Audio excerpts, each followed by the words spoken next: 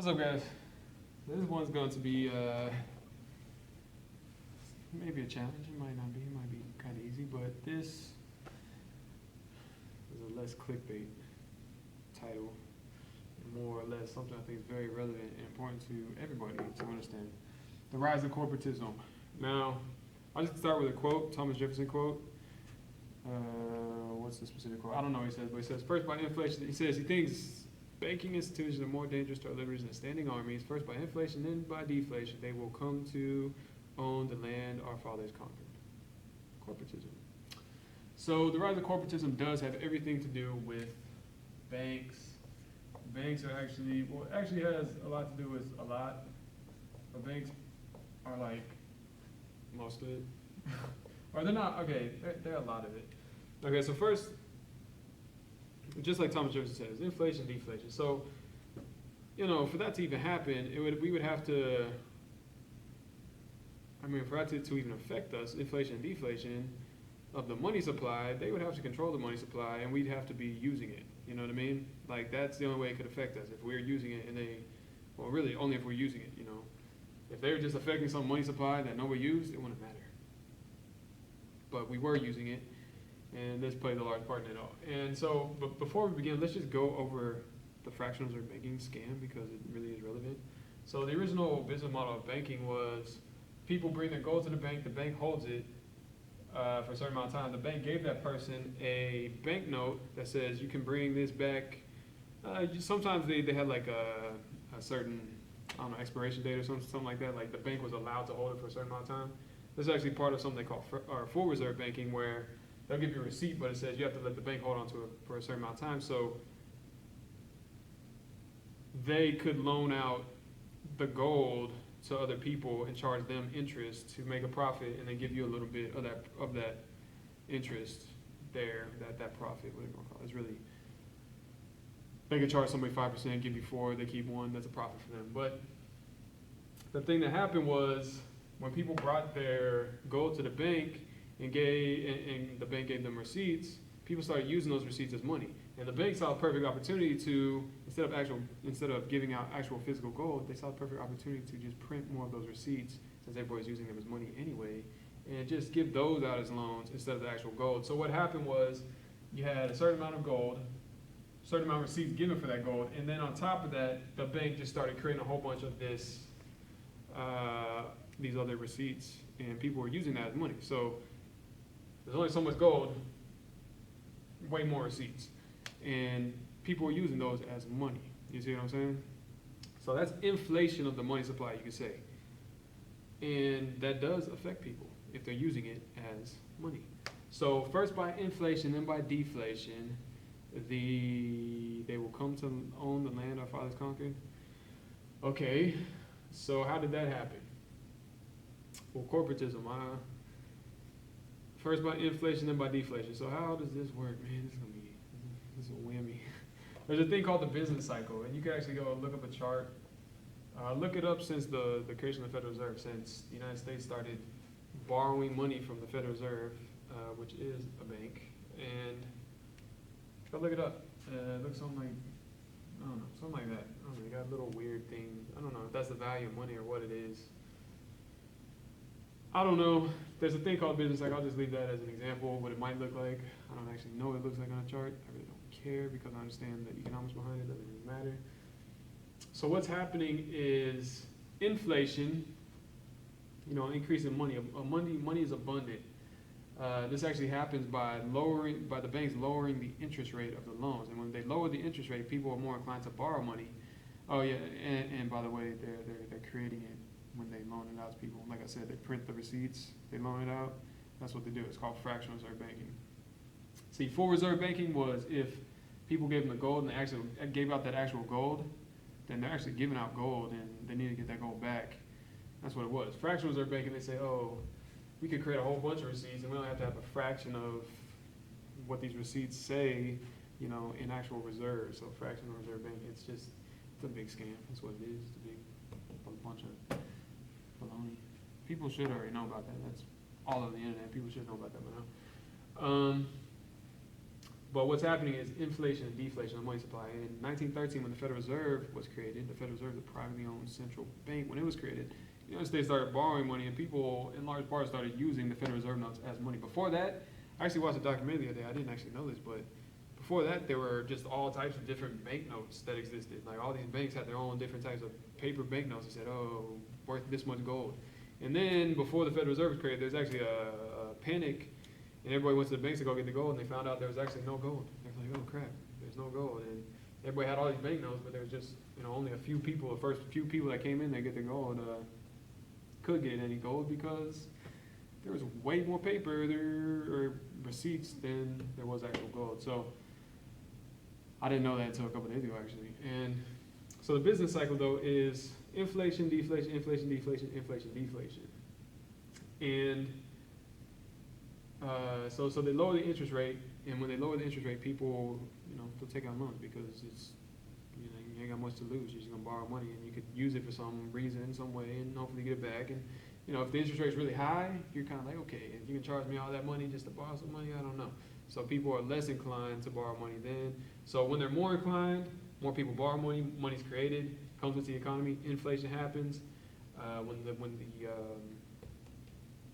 interest rate is raised, less likely, less money comes in, and at the same time, people are paying back old loans, so the money supply is kind of shrinking. So there's an influx into the economy and back into it, and this is the money supply, okay? And decrease interest rate, increase interest rate. I don't know, just making it up right there. So that's what happened. Oh no, that's not even right, because there's always going to be money being paid back. There's just more coming in at any given time than there's being paid back. When the interest rate's lowered, more money coming in than going back. That's a overall increase in the money supply. See? Okay, so when the money supply increases, there's just money everywhere. It's just like boom, money, money, money, money. And inflation, for the prices, it takes time. There's this thing called, I call the money food chain, and a trickle-down inflation. It's trickle-down inflation. And the money food chain, basically, whatever somebody borrows money for, they're going to trade it to somebody for something they have. That's going to be in their hands interest-free. They're going to trade it to somebody else and so on and so forth. And they're going to be competing with everybody else in the economy. All this new money coming in is going to be competing with all the old money in the economy already. And it's competition. The competition will lead to higher prices. But it's a trickle-down thing. It starts at the top and it goes down to the bottom. So it takes a while for prices to adjust to that. So when this new money comes in, it comes in, and let's say, it's a trickle down thing, and the people at the bottom, wherever you are in the food chain, it will benefit you. Or if you're way at the bottom, it's going to kind of suck because everybody else is out competing you. All this new money's out competing all the old money. But generally speaking, it looks good for the most part. As this new money comes in, it's like higher profits, but the prices of everything aren't adjusted yet. So new money's coming in, it's just money abundant, but the prices haven't adjusted yet. So it's like just, everybody's like, cool, we're making money, but the money's just coming in, and eventually the prices will adjust. But before that happens, at the current price of everything, the price, the cost of living or whatnot,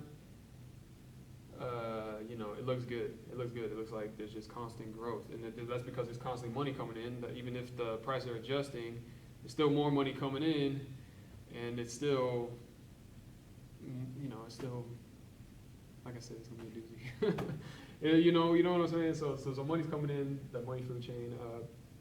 Prices have not yet adjusted, but there's all this money, so everybody's making profits, and they're going to have all this money, and they can go spend it. So the people at the top of the food chain, they're cool. They're making all types of money, okay? And they're going to spend on all types of other stuff, But once they start spending it, that's when the prices adjust.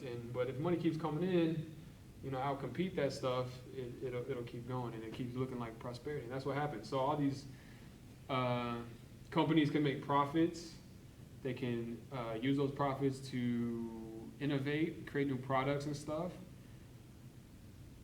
So if that didn't happen, if there was just a regular old, people were just using regular money, it would still happen like that. But this is actually it's so bad. It's so so that's happening though. As long as money's coming in, people are happy. The economy's it's growing, but it's a big scam. That's the easy way to say it. It's a big scam. Okay, so eventually these people will raise the interest rates and less people be borrowing money while more it's the same amount of people or so many people are paying it back. Money supply is shrinking. Okay, when the money supply shrinks, then all the businesses, money's not abundant anymore. It's like, where'd all the money go? It just dried up. It just disappeared. And so you got really high prices with a shrinking money supply, just like there's a money food, there's kind of a reversal of the competition and people will be, there's kind of a reverse adjustment that will happen. So high prices and decreased money supply, everybody's gonna be like, why am I not getting profits? They're gonna be trying to get profits, but they won't be able to because all that money's just evaporating. And when that happens, businesses close, they fail, whatever. It's kind of what I call a bottlenecking event in the economy.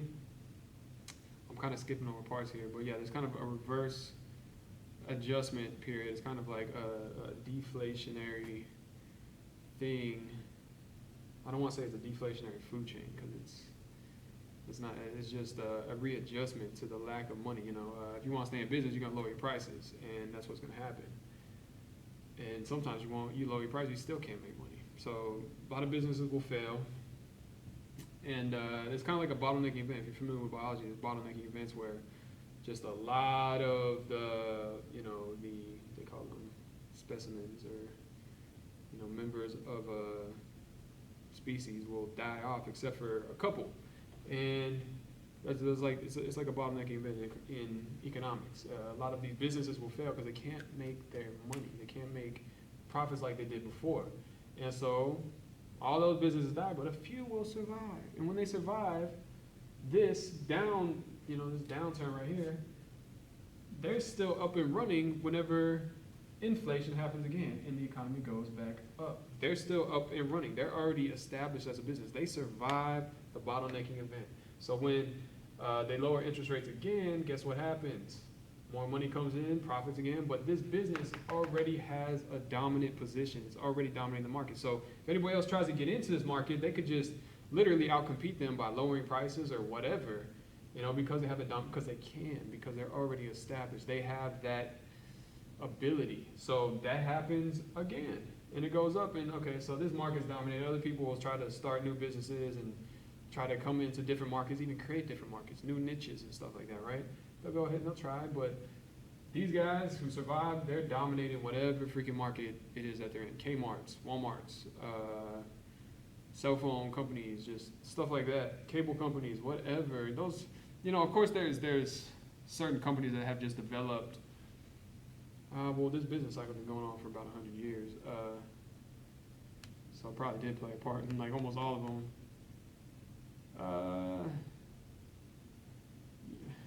Okay, so let's just stick on this. Let's stick on this. I was about to say there could be some natural advances that people get themselves, but at the same time, this has played a part throughout at least the last 100 years. So even if they did have some competitive advantage, it's still tainted by this at least. You can't. That's just what it is. So bottlenecking event, they survive the bottlenecking event. They have a dominant, they have the advantage whenever it starts to go back up. When these people lower the interest rate again, the money supply increases again. People are making money. They have the dominant advantage. Nobody can. They pretty much bully everybody out of the market. It's not their fault. If anybody's fault, it's this, and I guess it's people's fault for using their money. But it's just good business. You're just trying to do what's good for your business. Can't blame them. So yeah, they survive. Business goes back to usual. They keep everybody out of their market. They end up dominating that market. And then, people might come up with other businesses, different stuff, different niches, and they'll come up. And then it comes another bottleneck event, another crash, another deflationary thing where they raise the interest rate, the price goes down, okay? then it's a whole nother bottlenecking event. Certain ones will survive. Hopefully, the same big dominators. I'm not gonna say hopefully, but they probably did survive. It's just another bottlenecking event, and certain ones survive, so on and so forth. And that's been happening. It seems like almost every 20 years there's a crash. It has everything to do with the value of the dollar. And that's basically what it is. I mean, I said it's gonna be a doozy. It's not. See, if Thomas Jefferson had a video camcorder and a whiteboard, he might have explained it back in the day. He didn't have it though. He was a writer.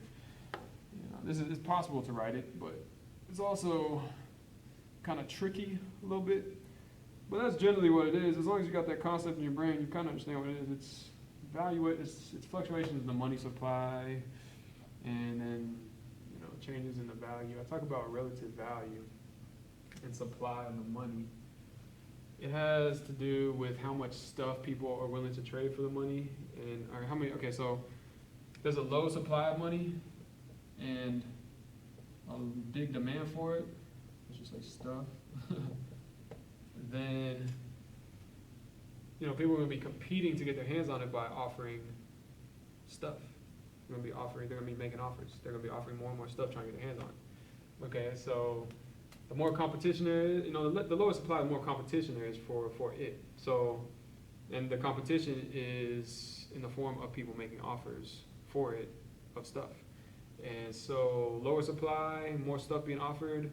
Eventually, you could just say more stuff per unit of currency. It'll come down to that. Okay, that's with a low supply, or lowering supply, you could say.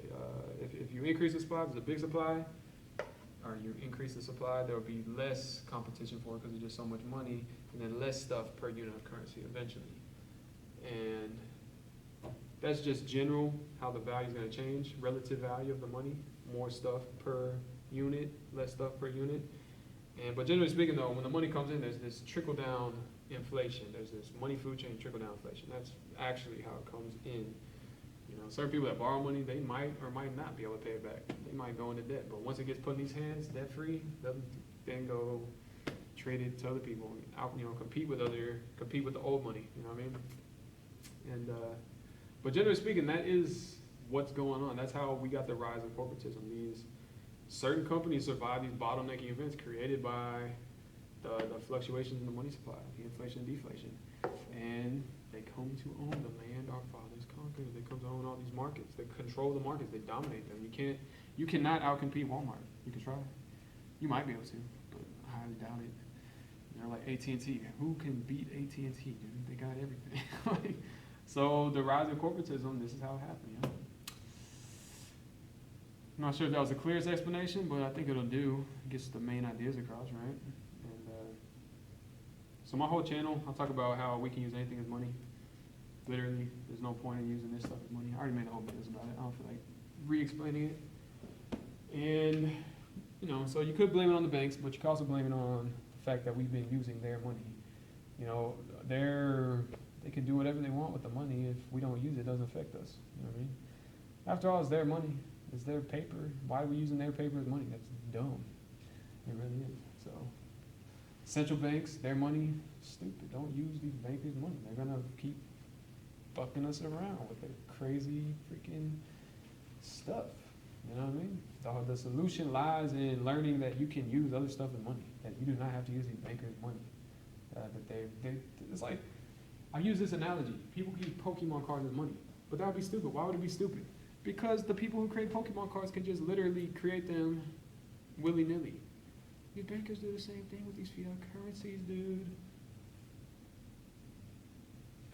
Why if it's stupid to use Pokemon cards, would we use these freaking fiat currencies? I already explained how they do it. It's a big scam. It's a bunch of BS, dude. Screw it. So the problem, really, what I'll say, I like to identify the parts that we can change and call that the problem. It's really the fact that we're using their money. So the solution to that problem is to quit using their money. Use other stuff. There's plenty of other things to use as money, and I've explained that in other videos. I'm not gonna explain it again. Leave it at that. Any questions, comments? Leave them down below or something like that. What do all those guys say? Something like that. Go leave comments. Ask questions. answer questions, share this video, remake this video with your own spin, with your own extra context. Have fun. Continue. I don't know, do whatever you want. Comment the video, subscribe, subscribe, send me money in my PayPal account. Do whatever you want. I'm gonna leave it at that. I'll talk to you guys later.